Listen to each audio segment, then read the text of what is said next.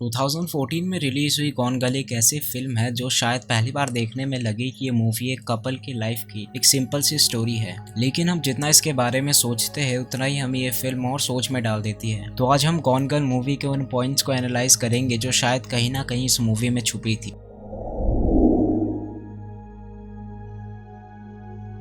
निक done शादी के 5वें एनिवर्सरी पर अपने मैरिज लाइफ और अनबेरेबल वाइफ पर डिस्कस करने के लिए अपने बहन मार्गो से मिलने उसके बाहर जाता है। लेकिन जब वो घर लौटता है एमी उसकी वाइफ वहाँ नहीं होती है और घर में फर्नीचर और टूटे हुए कांच बिखरे रहते हैं। निक ये देखकर तुरंत पुलिस को बुलाता है और मिसिंग एमी की तलाश शुरू हो जाती है। एमी के मिसिंग होने की स्टोरी पूरे न्यूज़ में स्प्रेड हो जाती है क्योंकि एमी एक चिल्ड्रन बुक अमेजिंग एमी जो लोगों में बहुत पॉपुलर है उस कैरेक्टर की इंस्पिरेशन होती है। पुलिस निक से उसके वाइफ के वर्क और फ्रेंड्स के बारे में कुछ सवाल करते हैं लेकिन निक उन सवालों का आंसर ठीक से नहीं दे पाता।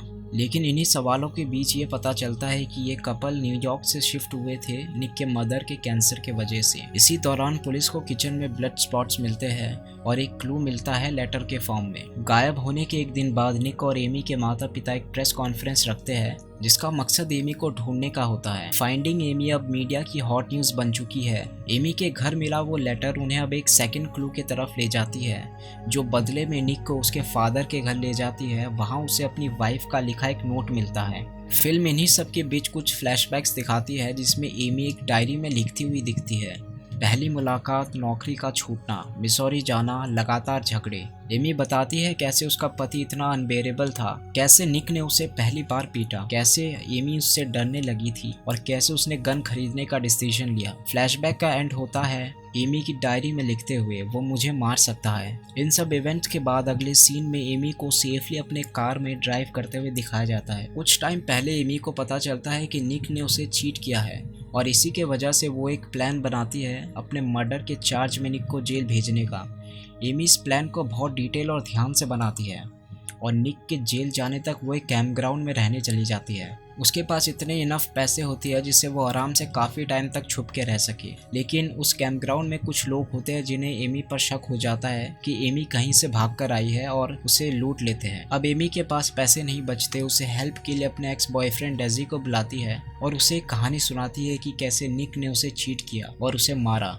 गायब होने के 3 दिन बाद मार्गो जो निक की सिस्टर है उसे पता चलता है निक का अफेयर चल रहा है कैंडी नाम की लड़की से। इसी बीच बहुत से लोग एमी को ढूंढने के लिए वॉलंटियर करते हैं और जैसे जैसे टाइम बीतता है निक लोगों के नज़र में और बुरा दिखने लगता है। निक के इमेज को न्यूज़ में एक सोशियोपैथ की तरह हाईलाइट किया जाता है और ये पता चलता है कि एमी प्रेग्नेंट थी। निक के खरीदे हुए कुछ सामान का प्रूफ भी मिलता है और इन सब से यही लगता है कि निक ने ही अपनी वाइफ का मर्डर किया है। निक घबरा जाता है और एक लॉयर को अपॉइंट करता है, टैनर पॉल्ट, और अपने वाइफ के एक्स बॉयफ्रेंड से मिलने चला जाता है। पुलिस को निक के फादर के घर के बेसमेंट में मिली एक आधी जली हुई डायरी मिलती है जो एमी की होती है और उस डायरी के बेसिस पे निक को अरेस्ट कर लिया जाता है। लेकिन निक का लॉयर उसे किसी तरह छुड़ा लेता है। टैनर जो निक का लॉयर है उसे सुझाव देता है कि वो एक टॉक शो में जाके उसके अफेयर के बारे में सबको बता दे और सबसे माफी मांगे। गायब होने के 7वें दिन निक टॉक शो के लिए बहुत केयरफुली प्रिपेयर करता है लेकिन एंडी, निक की गर्लफ्रेंड, उससे पहले ही प्रेस के सामने जाके सब कुछ बता देती है और ये देखकर सब लोग टेंशन में आ जाते हैं। लेकिन निक हार नहीं मानता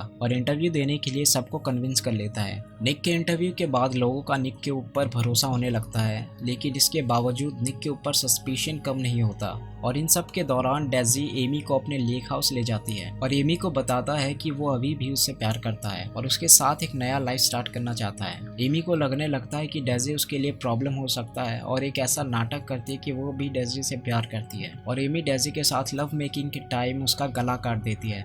अपने डिसअपीयरेंस के बाद फाइनली एमी अपने घर वापस आती है लेकिन एमी पूरे खून से कवर होती है। जैसे ही वो निक के तरफ बढ़ती है वो बेहोश हो जाती है। एमी को हॉस्पिटल ले जाया जाता है और वहाँ वो एक स्टोरी सुनाती है कि कैसे डेजी ने उसका किडनैप किया था और उसका रेप करता था। एमी के इस कहानी को सब सच मान लेते हैं लेकिन सिर्फ निक को पता होता है कि उसकी वाइफ एक मेंटली सिक मर्डरर है। एमी अब किसी तरह निक के स्पर्म से प्रेग्नेंट हो जाती है और निक को उसके साथ रहने के लिए फोर्स करती है। निक के पास भी कोई चारा नहीं बचता, वो अपने बच्चे के लिए रिस्पॉन्सिबल फील करता है और एमी के साथ रहने लगता है। ये फिल्म उन कैरेक्टर्स पर कमेंट्री है जो हम सभी सोसाइटी में रहने के लिए निभाते हैं। वो इमेज जो हम खुद के लिए बनाते हैं जो डिसाइड करता है कि हमें सोसाइटी कैसे ट्रीट करेगी। निक और एमी ज्यादातर कपल्स की तरह एक दूसरे से नफरत और प्यार करते हैं, लेकिन इससे भी इम्पोर्टेंट बात कि वो एक दूसरे से नहीं बल्कि उनके बनाए गए उन कैरेक्टर्स से नफरत और प्यार करते हैं। और मूवी का प्लॉट बेसिकली इन दो कपल्स के बीच की वो लड़ाई है जो पब्लिकली ओपिनियन से ज्यादा मैटर करती है। एमी एक साइकोपैथ है जो अटेंशन और अडोरेशन के लिए जीती है।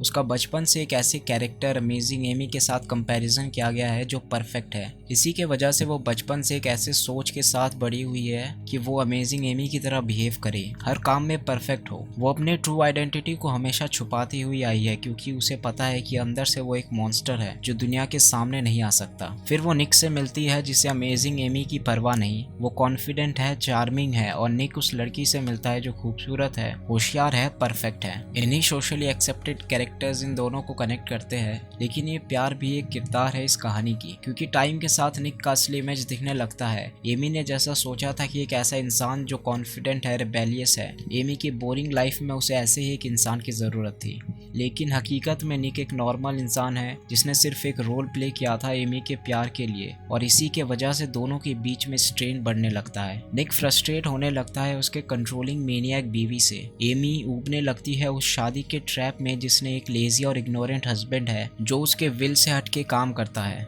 लेकिन इसी में निक का एमी को चीट करने का फैसला उस एमी के लिए जो स्मार्ट है, सोफिस्टिकेटेड है, खूबसूरत है, उस एमी को जगाती है जो इन सबसे बहुत दूर है। वो एमी जो मॉन्स्ट्रस माइंडसेट की है। इसके बाद वो आउटरीच फील करती है और अपने ही डेथ का एक झूठा सीन क्रिएट करती है ताकि उस इंसान को पनिश कर पाए जिसने एमी के उस परफेक्ट निक को कहीं दबा के रखा है। पब्लिक की ओपिनियन में निक अब एक ऐसा इंसान बन चुका है जो अब्यूजिव है, जिसने अपनी वाइफ को चीट किया है, अपनी ही पत्नी का मर्डर किया है। मीडिया के द्वारा निक का एक ऐसा इमेज बनता है जो औरतों को टॉर्चर करता है, एक ऐसा इमेज बनता है जो औरतों के लिए खतरा है। लेकिन निक इन सबसे लड़ता है। जैसे एमी ने एक ऐसा कैरेक्टर डिस्प्ले किया था लोगों के सामने जो परफेक्ट है, एक डिवोटेड वाइफ है, सोसाइटी की सिंपैथी को गेन करने के लिए, उसी तरह निक अपने उस कैरेक्टर को लोगों के सामने रखता है जैसा एमी चाहती थी, और कहीं ना कहीं ये सोसाइटी भी वही चाहती है। एक ऐसा कैरेक्टर जो लविंग हस्बैंड है, जो अपनी वाइफ से बहुत प्यार करता है और उससे वापस पाना चाहता है। निक ने अब उस रोल पर कंट्रोल कर लिया है जो सोसाइटी देखना चाहती है, और इसी के वजह से अब लोग निक को पसंद करने लगते हैं। और एमी को भी एक होप दिखती है उस खोए हुए निक की जिसे वो वापस पाना चाहती है, और इसके लिए वो अपने फॉर्मर बॉयफ्रेंड का मर्डर कर देती है ताकि एक स्टोरी बता सके कि कैसे उसे किडनैप करा गया था, उसका रेप हुआ था, सिर्फ इस वजह से ताकि वो निक से वापस मिल सके उन सभी कैमरास के सामने जो उसका इंतजार कर रही थी। मीडिया को भी एक स्टोरी मिल जाती है एक ऐसे लव स्टोरी की जिसने एक मर्डर के शक को जन्म दिया। एमी अपनी प्रेगनेंसी का अनाउंसमेंट भी लाइव टीवी में कर देती है। एमी और निक का बार अब एक टूरिस्ट अट्रैक्शन बन जाता है। इन दोनों की लाइफ पे मूवी बनती है, एक हैप्पी एंडिंग जो हम एक्सपेक्ट करते हैं, लेकिन ये सब झूठ है। एमी को वो सब मिल जाता है जो वो चाहती थी, मीडिया का अटेंशन, उसका पुराना परफेक्ट निक। लेकिन निक अब बदल चुका है। अब वो तैयार है एक और कैरेक्टर को प्ले करने के लिए जो वो नहीं है, एक ऐसा कैरेक्टर जो सोसाइटी चाहती है, जो उसकी पत्नी चाहती है। गाइस, ये थी हमारे एक्सप्लेनेशन और एनालिसिस गॉन गर्ल के ऊपर। अगर आपको ये वीडियो पसंद आई तो लाइक कीजिए, और अगर ऐसे ही कमाल के वीडियोस और देखना चाहते तो सब्सक्राइब करें हमारे चैनल सीधा बिगर पिक्चर को। मिलेंगे आपसे अगले वीडियो में, तब तक अलविदा।